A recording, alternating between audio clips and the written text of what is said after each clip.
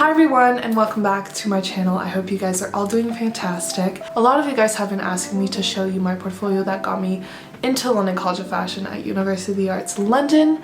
To be honest, I looked back on my portfolio a couple days ago and I was like, I'm not sharing this because it's not a strong portfolio and I really wonder now how I got in, but I'm very thankful that I did. I was scared of getting hate and I was also scared that this would just not help you guys at all because I don't think my portfolio is a good reflection as to what I can do today. I have been in my program now for about 2 months and I have learned an insane amount of things, and what I'm going to show you guys today, which is my portfolio that I did a year ago now,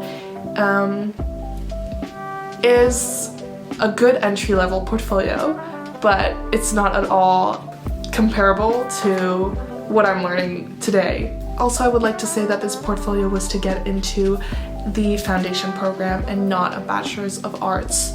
I would just like to put that out there. Anyway, please don't be negative. I am very harsh on myself about this portfolio and I still hope that I'll be able to help you somehow. So let's get right into it. Here we are, UAL, London College of Fashion, Sasha Hinsby. So my first page was pictures of my sketchbook.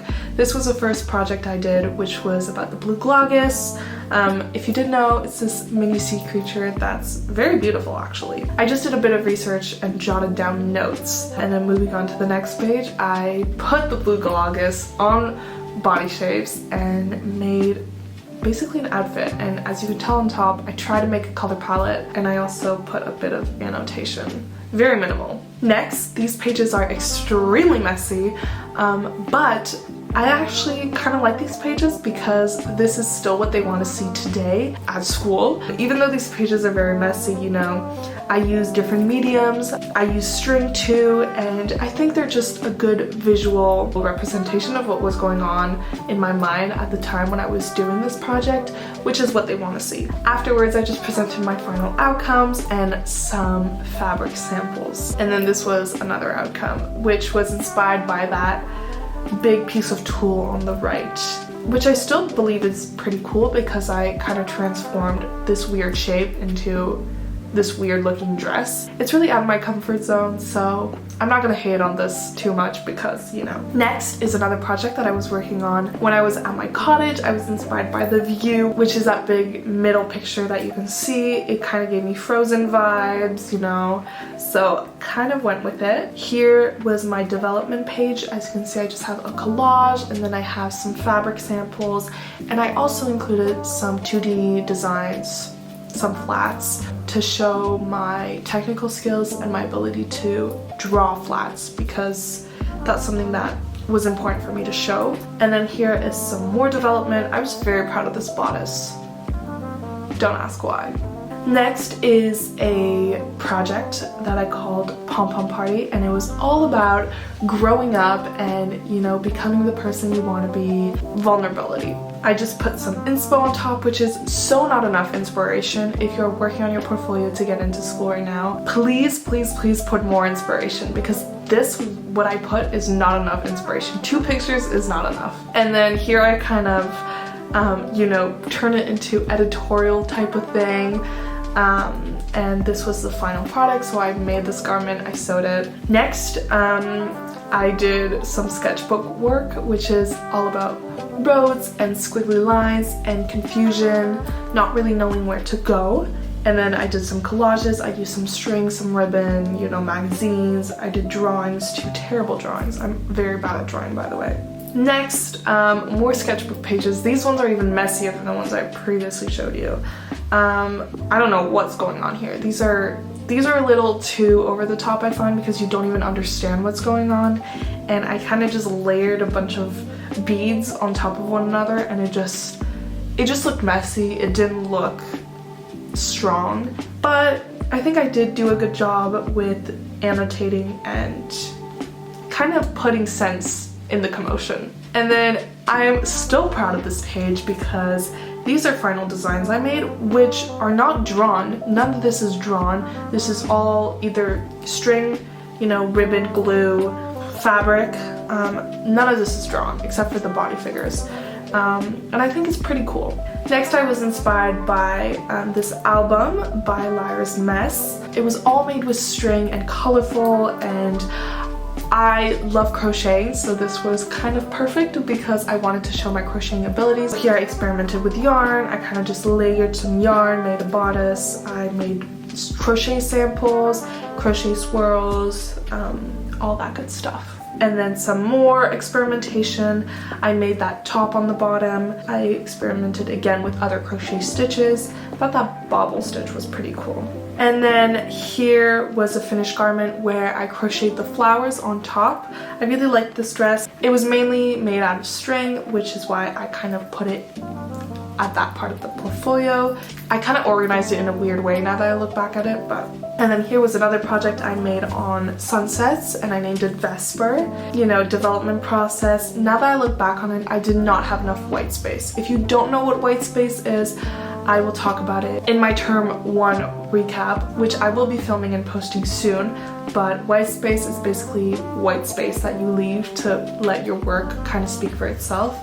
And as you can see here, the whole page is filled when I think I should have just left a bit of more space. Here I included some media works. So this was a film I made, and I just incorporated some stills, and then I kind of just made an analysis about the clothing and the colors and the sounds during the film. And then here I included some photography because I'm a big fan of photography. I love taking pictures. They're not necessarily good pictures, but it's not something I ever intend to turn into something, you know, bigger than just a hobby. But I incorporated some pictures that I took, and then I incorporated some sketchbook work and some finished garments. They really like this coat because they really want to see things that are trending right now in your finished garments, and they said that this kind of style was trending. And then here was my Central St. Martin short course project that I did. I will film a whole video about how I got into UAL and what I did to get into UAL, but I did take a short course which really helped me.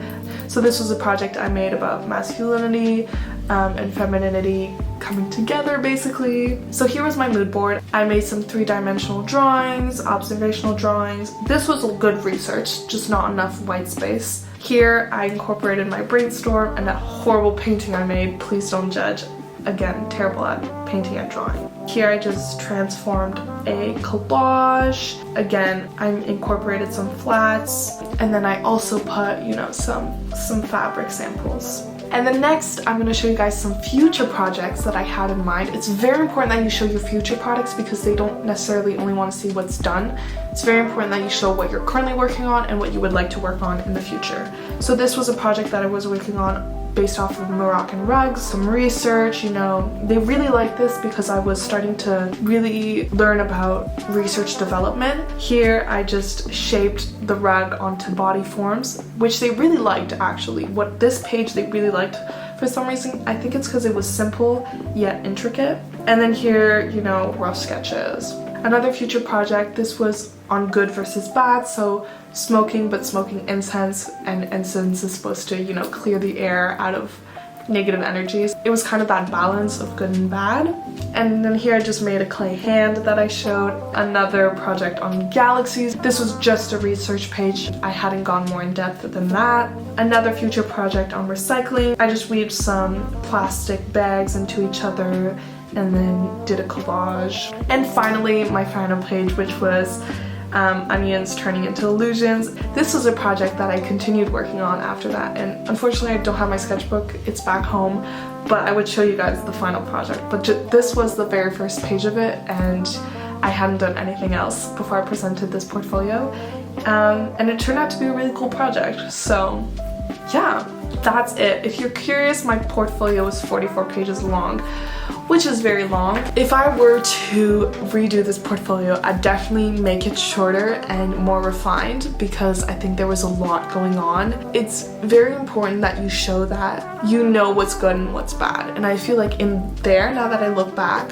there's a lot of things that I could have taken out and it would not have affected the final decision. But again, we're talking about someone a year ago who didn't know what she was doing, also known as me.